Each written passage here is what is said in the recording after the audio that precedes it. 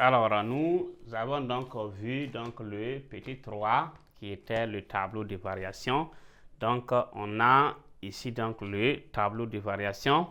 Et le point suivant, on va voir maintenant la courbe ou encore la représentation graphique des expos. Donc, petit représentation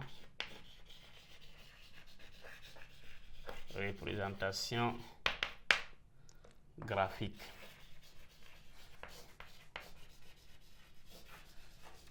Ok, donc à travers donc le tableau donc des variations, on va pouvoir donc tracer le tableau de variation, donc la courbe de la fonction exponentielle. Donc pour cela, on va tracer un repère, donc ortho, normé, unité, 1 cm, et voilà. Donc à travers ça, on va prendre donc le repère dans ce sens. Et ici aussi, on va graduer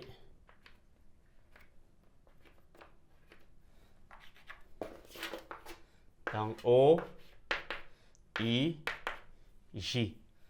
Donc d'après donc le tableau des variations, on a ici, si on regarde bien, la limite, quand x tend vers moins l'infini, on a eu 0. Ça, c'est une asymptote horizontale. L'asymptote, quand la limite, lorsque x tend vers l'infini, si on gagne un réel, c'est une asymptote horizontale. Mais si x tend vers un réel et on gagne l'infini, asymptote verticale. Donc, l'asymptote ici, donc, si l'asymptote est horizontale, on trace ça sur l'axe contraire. Comme c'est à moins l'infini, voici l'asymptote qui est là. Ça, c'est y égale à 0. Donc, si c'était x égale à 0, on allait tracer ça ici. Donc, on dit que la courbe ici, donc, croît de 0. Donc, lorsque x est égal à moins l'infini, dans l'axe des abscisses là, la partie moins l'infini, c'est ici. La partie plus infini, c'est ici. L'axe des ordonnées, partie plus infini, c'est ici. Moins l'infini, c'est en bas. Donc, maintenant, pour pouvoir tracer ça, l'asymptote, là, c'est un mur qui bloque la courbe. C'est un mur. Donc, c'est comme si ici, il y avait un mur. Et la courbe ne doit pas franchir, donc, cette barrière. Donc, qu'est-ce qu'on fait? Lorsque x tend vers moins l'infini, vous venez vers la partie moins l'infini de x. On s'arrête et on descend, on regarde y. La valeur qui est en bas là, ça c'est y. Y commence où? On dit que y commence à 0. Donc, d'autres vont venir en 0 ici, s'arrêter pour commencer. Donc, quand on dit 0 là, c'est toute la droite en couleur ici là qui est 0 ici. Donc, on commence comme ça et on fait quoi? On trace maintenant et on croit. Donc, voici ce que la courbe fait. Ok, donc maintenant, si on trace ainsi, arrivé là, on dit que ici, en l'infini, lorsque x tend vers plus infini, y aussi tend vers plus l'infini. Donc, ce qui fait que on va continuer vers l'infini. Donc, cette courbe et la courbe de, voilà, donc de la fonction Ln là sont symétriques par rapport à quoi? À la première bisectrice qui passe par l'origine du repère.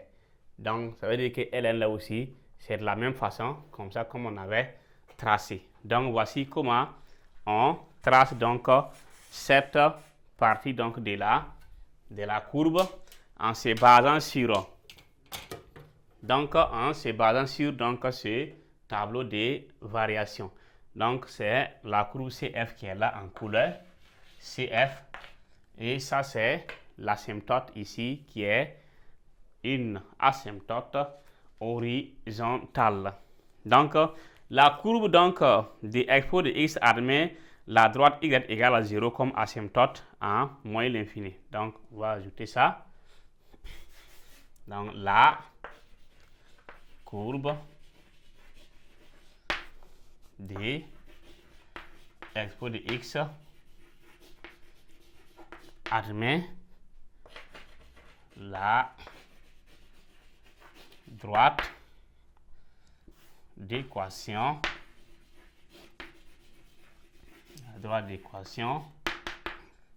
y égale à 0 comme asymptote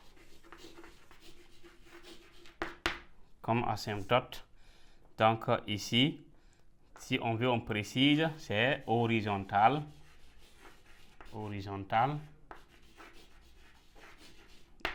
Ok, à moins l'infini. Car la limite, quand x tend vers moins l'infini, on a eu 0.